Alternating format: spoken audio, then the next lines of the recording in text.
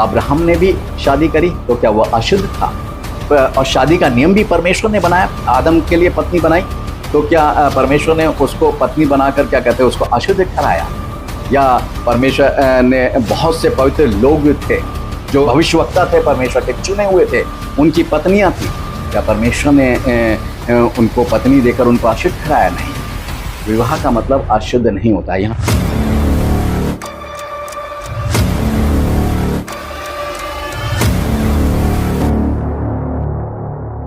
प्रभु यीशु मसीह के मधुर नाम में आप सबको जय मसीह की। प्रभु आप सबको बताए से आशीष दे, आमीन। हम बात कर रहे हैं प्रकाशित वाक्य की पुस्तक के बारे में। प्रकाशित वाक्य के इस श्रृंखला में आप सभी का स्वागत है। प्रकाशित वाक्य के 7 खंडों में से हम 5वें खंड में हैं।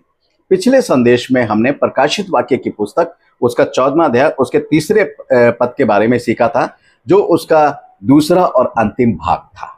आज हम प्रकाशित वाक्य 14 अध्याय उसके 4 और 5 पद के विषय में सीखेंगे। पहले हम इन पदों को पढ़ लेते हैं। 4 और 5 पद में क्या लिखा हुआ है? ये वे हैं जो स्त्रियों के साथ अशुद्ध नहीं हुए पर कुंवारे हैं।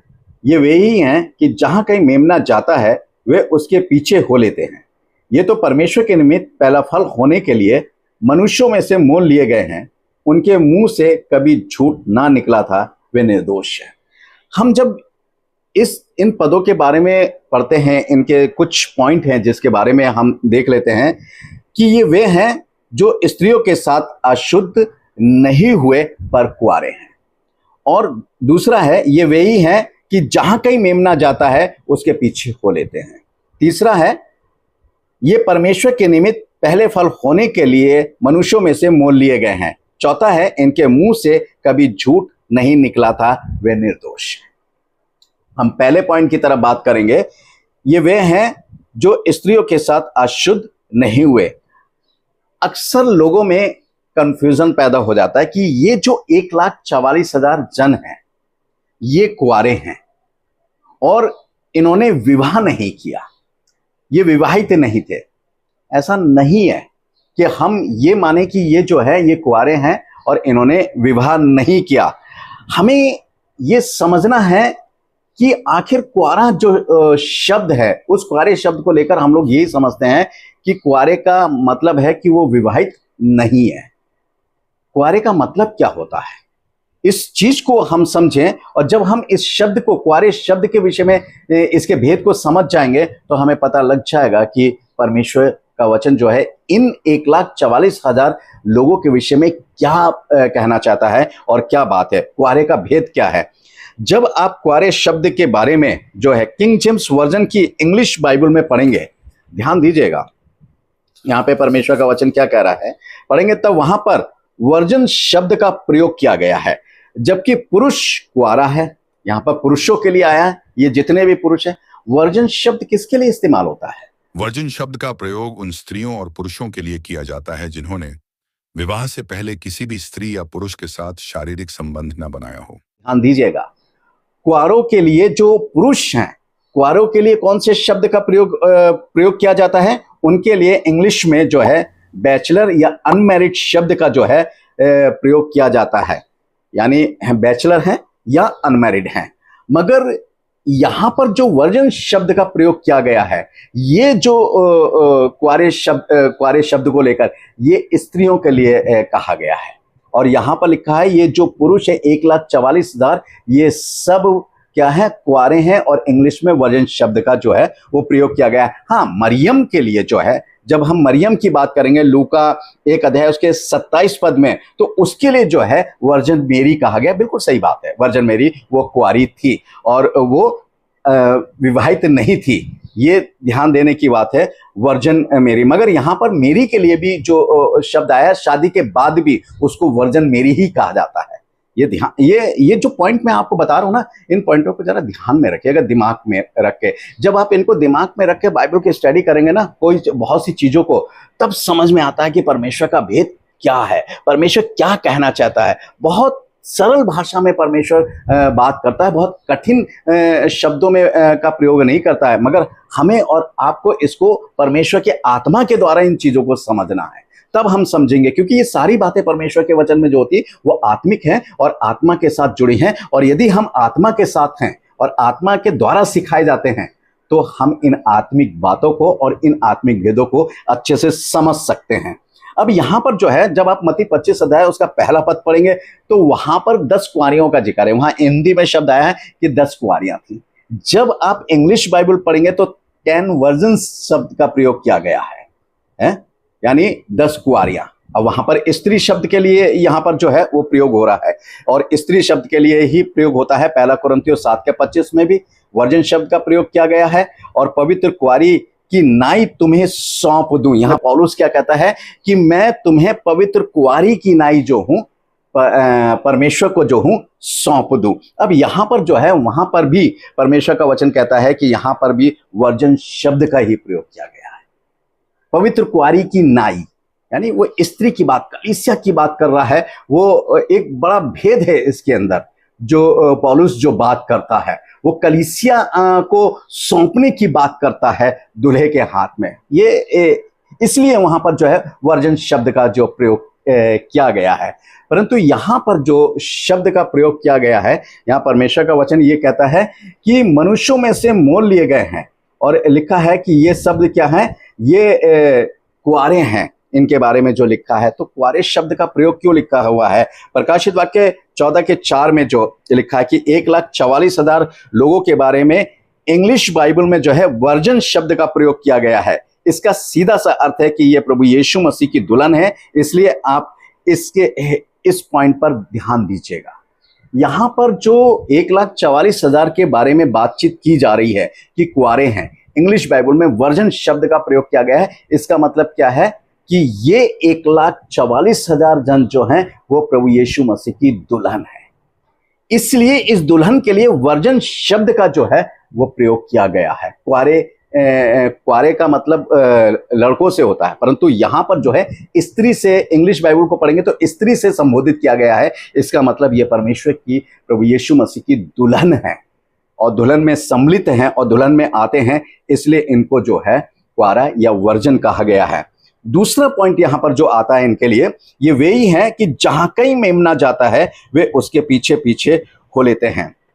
ध्यान दीजिएगा कि मेमने शब्द का प्रयोग किसके लिए आता है? यीशु मसीह के लिए आता है।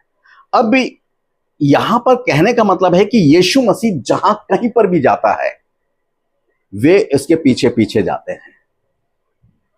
एक औरत ही अपने आदमी के पीछे पीछे जाती है, या अपने आदमी के पीछे पीछे जो है चलती है। जो एक पत्नी है वही अपने पति के पीछे पीछे जाती है या चलती है।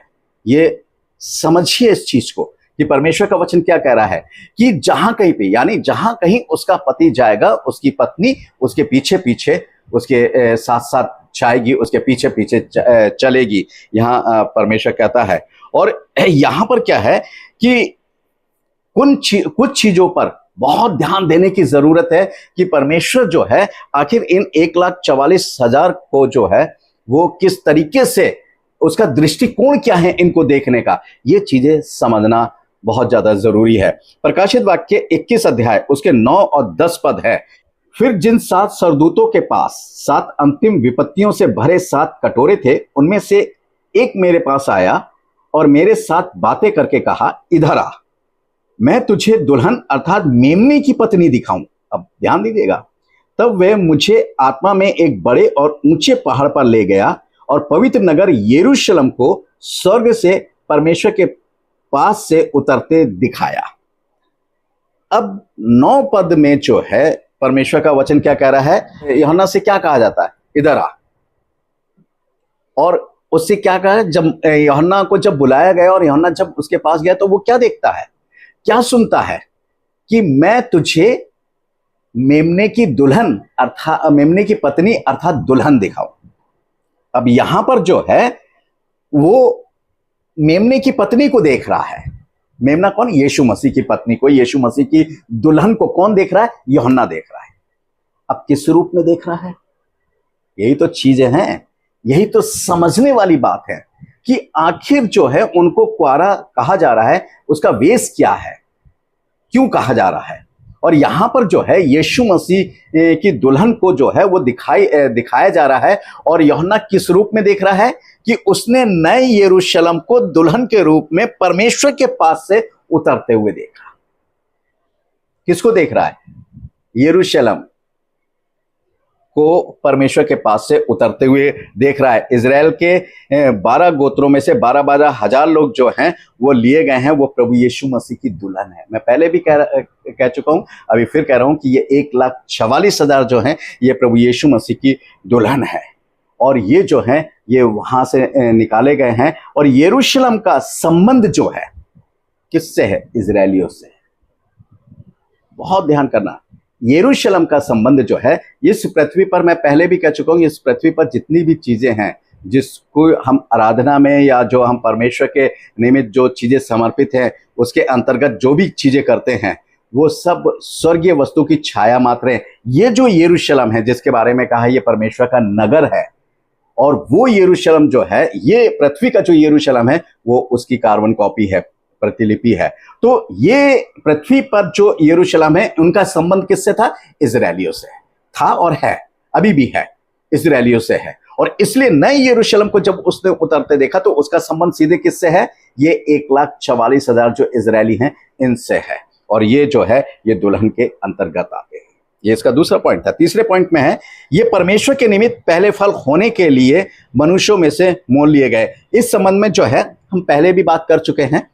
पिछले संदेश में आपने देखा कि वो पृथ्वी पर से मोल लिए गए हैं। क्यों लिए गए हैं? क्योंकि वो पहला फल होने के लिए जो है परमेश्वर को समर्पित किए गए हैं। वो पृथ्वी पर मनुष्यों में से पहला फल हैं। इस पृथ्वी पर जितने भी मनुष्य हैं जो परमेश्वर को समर्पित हैं, जो पवित्र लोग हैं, जो परमेश्वर पे आशा रखते हैं, जो परमेश्वर पे भरोसा रखते हैं, जो परमेश्वर की इच्छा को पूरा करते हैं, उन सभी मनुष्यों में से जो 1,44,000 हैं वो परमेश्वर के लिए पहला फल है।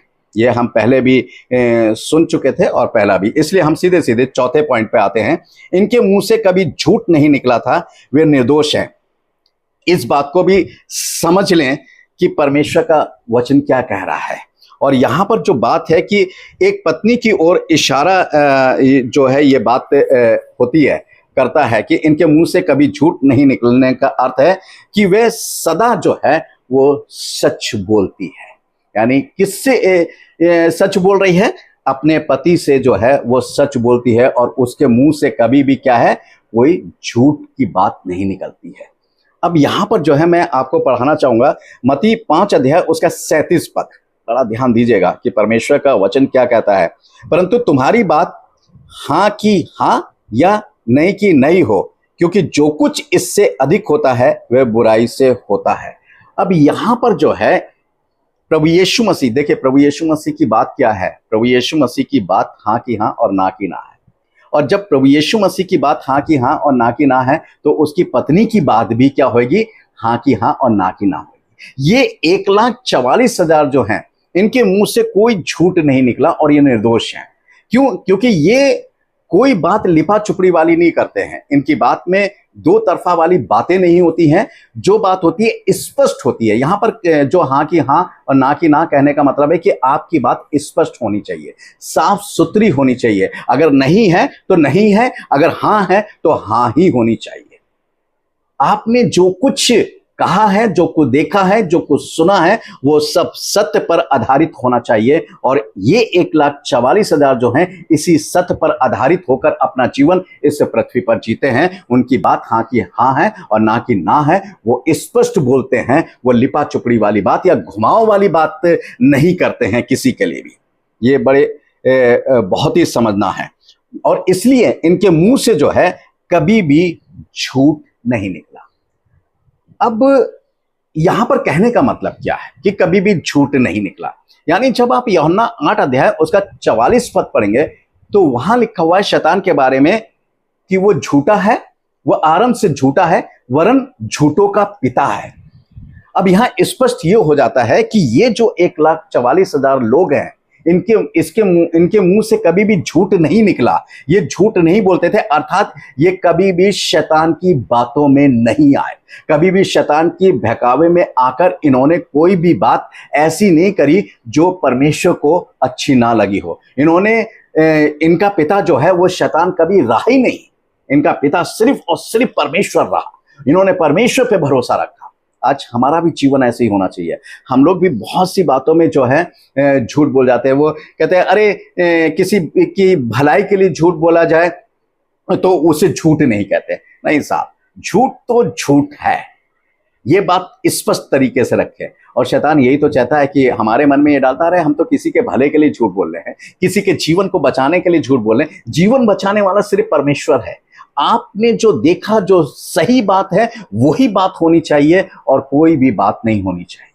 और यहां जो 1,44,000 है, इन्होंने क्या करा? इन्होंने यही चीज करी कि इन्होंने कभी भी झूठ नहीं बोला। और इनके जीवन में झूठ ना बोलने के कारण बहुत सी परेशानियां आई, बहुत सी मुसीबतें आई, बहुत सी टेंशनें आई, मगर इन्होंने हर टेंशन को, हर मुसीबत को झेला, परंतु इन्होंने झूठ का सहारा कभी नहीं लिया किसी भी बात में। यानी इवन जब ये इन्होंने 3.5 साल का जो महाकलेश काल इनके ऊपर बीता है, उस महाकलेश काल में भी इन्होंने अपने बचाव के लिए झूठ का सहारा नहीं लिया। इन्होंने उस 3.5 साल के महाकलेश काल में इन्होंने मर जाना पसंद करा, मगर झूठ का सहारा नहीं लिया। यानी झूठ का अगर हम कहीं पर भी झूठ का सहारा लेते हैं तो उसी समय इमीडिएटली हमारा पिता, हम शैतान की संतान बन जाते हैं। और जैसे ही हम शैतान की संतान बनते हैं, शैतान हम पर हावी हो जाता है, उसकी सोच हम पर हावी हो जाती है, उसकी पकड़ हम पर हावी हो जाती है और वो हमारे जीवन में घर कर जाता है, हमारे परिवार में कर जाता है और वो हमें नष्ट करता है। परंतु यहाँ इन लोगों के साथ ऐसा नहीं हुआ। और परमेश्वर का वचन जो इन बातों को बताता है, ये 1,44,000 जो लोग हैं, जब परमेश्वर के आगे न्याय के लिए खड़े हुए तो ये बिल्कुल निर्दोष निकले। ना तो इनकी बातों में कोई फरेब था, ना इनके चाल चलन में कोई कमी दिखाई दी परमेश्वर को, ना इनके जीवन में कोई ऐसी चीज दिखाई दी जिससे वो दोषी ठहरते या जिस कि उनके ऊपर जरा सा भी कलंक लगता। ये बिल्कुल निर्दोष थे परमेश्वर के समक्ष। और इसलिए परमेश्वर ने कहा कि ये 1,44,000 जो हैं, ये पृथ्वी पर जो है पहला फल हैं और ये प्रभु यीशु मसीह की दुल्हन के अंतर्गत आते हैं। कुंवारे का मतलब होना है पवित्र, कुंवारे का मतलब होना पवित्रता का। अगर शादी ब्याह की हम बात करें तो अब्राहम ने भी शादी करी तो क्या वह अशुद्ध था? और शादी का नियम भी परमेश्वर ने बनाया, आदम के लिए पत्नी बनाई, तो क्या परमेश्वर ने उसको पत्नी बनाकर क्या कहते हैं उसको अशुद्ध ठहराया? या परमेश्वर ने बहुत से पवित्र लोग थे, पवित्र भविष्यवक्ता थे, परमेश्वर के चुने हुए थे, उनकी पत्नियां थी, क्या परमेश्वर ने उनको पत्नी देकर उनको अशुद्ध ठहराया? नहीं। विवाह का मतलब अशुद्ध नहीं होता है। यहाँ कुंवारे का मतलब होता है दुल्हन से संबंधित है, यानी वर्जन शब्द का प्रयोग किया गया है, यानी दुल्हन से संबंधित है। और ये दुल्हन है यीशु मसीह की। 1,44,000 लोग ये दुल्हन के अंतर्गत आते हैं, जो उस मेमने की अर्थात यीशु मसीह की दुल्हन है और वो पवित्र हैं और निर्दोष है। उनके मुंह से किसी भी प्रकार की कोई झूठ और फरेब की बात भी नहीं निकली है, इसलिए वो उस दुल्हन के अंतर्गत आते हैं। तो मेरे प्यारे भाइयों बहनों, हम परमेश्वर की पवित्रता में बने रहें ताकि न्याय के समय हम भी परमेश्वर के समक्ष निर्दोष ठहरें, पवित्र ठहरे और परमेश्वर के राज के वारिस हों। प्रभु आप सबको आशीष दे। आमीन।